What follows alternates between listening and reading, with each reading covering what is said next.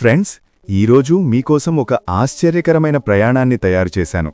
ప్రపంచంలోనే అతిపెద్ద వేడి ఎడారి సహారా భాగంలో ఉన్న ఒక దేశానికి మిమ్మల్ని తీసుకెళ్తున్నాను. అక్కడి ప్రజలు మట్టిమీద ఇళ్లలో కాకుండా మట్టి కింద తవ్విన గుహల్లాంటి ఇళ్లలోనే జీవిస్తారు. మరి ఇది ఒక ఇస్లామిక్ దేశం అయినప్పటికీ ముస్లిం అమ్మాయిలకు ఇతర మతాల వారిని పెళ్లి చేసుకునే పూర్తి స్వేచ్ఛ కూడా ఇచ్చారు. ఈ దేశంలో ఇంకా ఎన్నో ప్రత్యేకమైన విషయాలు, ఆశ్చర్యాలు ఉన్నాయో మీకు తెలుసుకోవాలంటే ఈ వీడియోను మొదట లైక్ చేసి చివరి వరకు మిస్ కాకుండా చూస్తూ ఉండండి. మీకు ఖచ్చితంగా నచ్చుతుంది. ఫ్రెండ్స్, మన ఈరోజు ప్రయాణం ప్రారంభమవుతుంది ట్యునీషియా అనే ప్రత్యేకమైన ఇస్లామిక్ దేశానికి. దీని అధికారిక పేరు రిపబ్లిక్ ఆఫ్ ట్యునీషియా. ఆఫ్రికా ఖండం ఉత్తర భాగంలో ఉన్న ఈ అరబ్ దేశం తూర్పువైపు లిబియా దేశంతో, పడమర వైపు అల్జీరియా దేశంతో సరిహద్దులు పంచుకుంటుంది. ఈ దేశం మొత్తం విస్తీర్ణం సుమారు 1,63,610 చదరపు కిలోమీటర్లు. అధికారిక భాష అరబిక్ అయినప్పటికీ ఫ్రెంచ్ మరియు బెర్బర్ భాషలు కూడా చాలామంది మాట్లాడతారు. దేశ జాతీయ ముద్ర ట్యునీషియన్ దినార్. రాజధాని నగరం పేరు కూడా ట్యూనిస్. ఇది దేశంలో అతిపెద్ద నగరమే కాకుండా ఆర్థికం, రాజకీయాలు, సంస్కృతి అన్నీ ఇక్కడే కేంద్రీకృతమవుతాయి. ఈ నగరంలో రద్దీగా ఉండే మార్కెట్లు, చారిత్రక చోట్లు, జీవంతమైన రోజువారీ జీవనం మిమ్మల్ని ఒక్కసారిగా ఆకర్షిస్తాయి. ఫ్రెండ్స్, ట్యునీషియాను మరింత ప్రత్యేకంగా చేసే ముఖ్యమైన విషయమేమిటంటే అరబ్ దేశాల్లో ముస్లిం అమ్మాయిలకు ఇతర మతాల వారిని పెళ్లి చేసుకునే స్వేచ్ఛ ఇచ్చిన మొదటి దేశమే ఇది. 1973లో జరిగిన చట్టం ప్రకారం ముస్లిం అమ్మాయి పెళ్లి చేసుకోవాలంటే పెళ్లికి వచ్చేవాడు ఇస్లాం మతంలోకి మారాల్సిందే. కానీ 2017లో అప్పటి అధ్యక్షుడు బెజీ కైద్ ఎసెప్సీ ఈ చట్టాన్ని రద్దు చేశారు.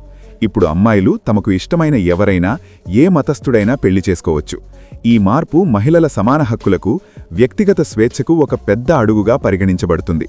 దీనివల్ల దేశం మరింత ఆధునికంగా, తెరిచి ఉన్నట్టుగా కనిపిస్తుంది. ఇప్పుడు మనం ట్యునీషియా దక్షిణ భాగంలోని మాట్మాటా అనే చిన్న గ్రామానికి వెళ్దాం. ఇక్కడి ప్రజల జీవన విధానం మిమ్మల్ని ఆశ్చర్యపరిచి ఆలోచింపజేస్తుంది. బెర్బర్ ప్రజలు అని పిలువబడే ఈ ప్రజలు వేల సంవత్సరాలుగా నేల కింద ఇళ్లలోనే నివసిస్తున్నారు. వీటిని తయారు చేయడానికి మొదట ఒక పెద్ద వృత్తాకార గుంతను తవ్వుతారు. ఆ గుంత డయామీటర్ 5 నుంచి 10 మీటర్ల వరకు, లోతు 10 మీటర్ల వరకు ఉంటుంది. ఆ తర్వాత ఆ గుంత చుట్టూ గదులు, రొట్టీలు తవ్వి మధ్యలో ఒక ఓపెన్ ఆవరణాన్ని వదిలి ఉంచుతారు. ఈ గదులకు టన్నల్స్ లాంటి మార్గాల ద్వారా వెళ్లవచ్చు. ఇలా చేయడానికి కారణం ఏమిటంటే ఎడారి ప్రదేశంలో వేడి మరియు చలి చాలా తీవ్రంగా ఉంటాయి. నేల కింద ఉంటే సంవత్సరం మొత్తం ఉష్ణోగ్రత 17 డిగ్రీల చుట్టూ స్థిరంగా ఉంటుంది. చాలా సౌకర్యవంతంగా ఉంటుంది. ఈ ఇళ్ళు ఇసుకరాయి మీద చేతిపని సాధనాలతో తవ్వి తయారు చేస్తారు. ఇసుకరాయి మృదువుగా ఉండటం వల్ల సులభంగా తవ్వవచ్చు మరియు బలంగా ఉంటుంది. ఇక్కడి ఈ ఇళ్ళు స్టార్ వార్స్ సినిమాలో కూడా చిత్రీకరణకు ఉపయోగించారు. అంత ప్రసిద్ధి. కానీ ఫ్రెండ్స్, ఈ అద్భుతమైన దేశం ప్రస్తుతం తీవ్రమైన నీటి కొరత సమస్యను ఎదుర్కొంటోంది. గత ఏడాదులుగా వర్షాలు తక్కువగా కురవడం, వాతావరణ మార్పుల వల్ల డ్యాంలలో నీరు గణనీయంగా తగ్గింది. 2026లో ఈ సమస్య మరింత తీవ్రమైంది. దాదాపు 3 లక్షల మంది ప్రజలు తాగునీటికి ఇబ్బంది పడుతున్నారు, ముఖ్యంగా గ్రామీణ ప్రాంతాల్లో. ప్రభుత్వం ఈ సమస్యను నియంత్రించడానికి కఠిన నియమాలు అమలు చేసింది. తాగునీటిని పంటలకు వాడకూడదు, పబ్లిక్ చోట్ల కార్లను నీటితో కడగకూడదు. ఈ నియమాలు ఉల్లంఘిస్తే జరిమానాలు మరియు జైలు శిక్షలు కూడా విధిస్తారు. మార్చి 2023 నుంచి కూడా నిర్దిష్ట సమయాల్లో నీటి కట్లు జరుగుతున్నాయి. ఇది మనందరికీ ఒక పాఠం. ప్రతి డ్రాప్ నీటిని జాగ్రత్తగా వాడాలని గుర్తుచేస్తుంది. అయినప్పటికీ ఫ్రెండ్స్, ఇన్ని సవాళ్లున్నా ట్యునీషియా ఒక అపూర్వమైన, అందమైన దేశం. దాని చరిత్ర, భౌగోళిక లక్షణాలు, సంస్కృతి, సంప్రదాయాలు అన్నీ చాలా ప్రత్యేకమైనవి. ఎండమండే సూర్యకాంతి, విశాలమైన ఎడారులు, చల్లని ఇసుక గుట్టలు, తాటి చెట్లు, సుగంధ ద్రవ్యాల పరిమళాలు ఇవన్నీ పర్యాటకులను ఆకర్షించి ఇక్కడికి రమ్మని చేస్తాయి. మీకు సెలవులు దొరికితే ఈ దేశానికి వెళ్ళి మెడిటరేనియన్ సముద్ర తీరాల్లో ఇసుకలు ఆస్వాదించవచ్చు, సహారా ఎడారిలో క్యాంపింగ్ చేయవచ్చు, మంచి వినోదం పొందవచ్చు.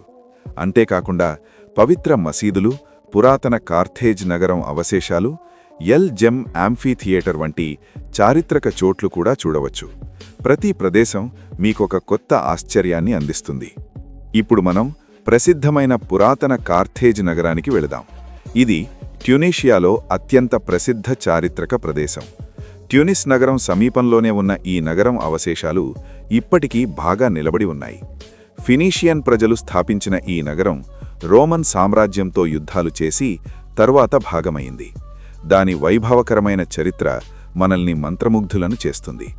యునెస్కో వరల్డ్ హెరిటేజ్ సైట్గా గుర్తించబడిన ఇక్కడ పెద్ద స్థాయిలో తవ్వకాలు ఇంకా కొనసాగుతున్నాయి. ఈ తవ్వకాల ద్వారా ఎన్నో చారిత్రక రహస్యాలు బయటపడుతున్నాయి. అలాగే ఎల్ జెమ్ యాంఫీథియేటర్ చూడాల్సిన మరో ప్రదేశం. ఇది రోమన్ కాలంలో నిర్మించబడిన పురాతన అవశేషం.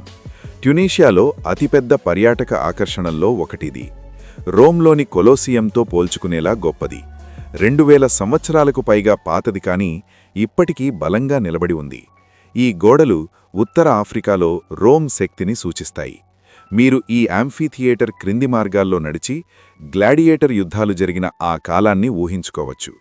చరిత్రను ప్రేమించేవారికి ఇది నిజమైన ఆనందం.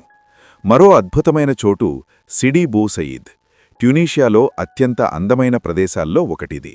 సముద్రం పక్కన రాతి కొండపై నిలిచి ఉన్న ఈ చిన్న పట్టణం నీలం మరియు తెలుపు రంగులతో అలంకరించబడ్డది.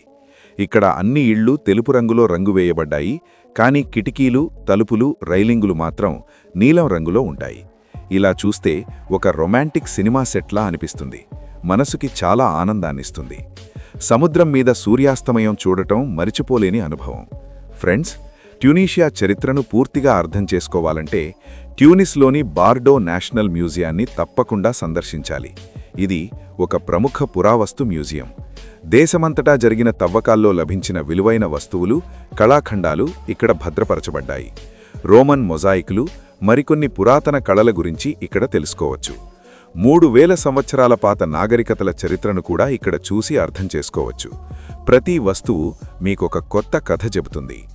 చూశారు కదా ఫ్రెండ్స్, ట్యునీషియా దేశం చరిత్ర, సంస్కృతి, ప్రకృతి, ఆధునిక మార్పులు అన్నీ ఎంత వైవిధ్యమైనవి, అద్భుతమైనవి. మీకు నచ్చితే ఈ వీడియోను లైక్ చేయండి, మీ స్నేహితులు, కుటుంబ సభ్యులతో షేర్ చేయండి. మరో ఆసక్తికరమైన వీడియోతో త్వరలో మళ్ళీ కలుద్దాం.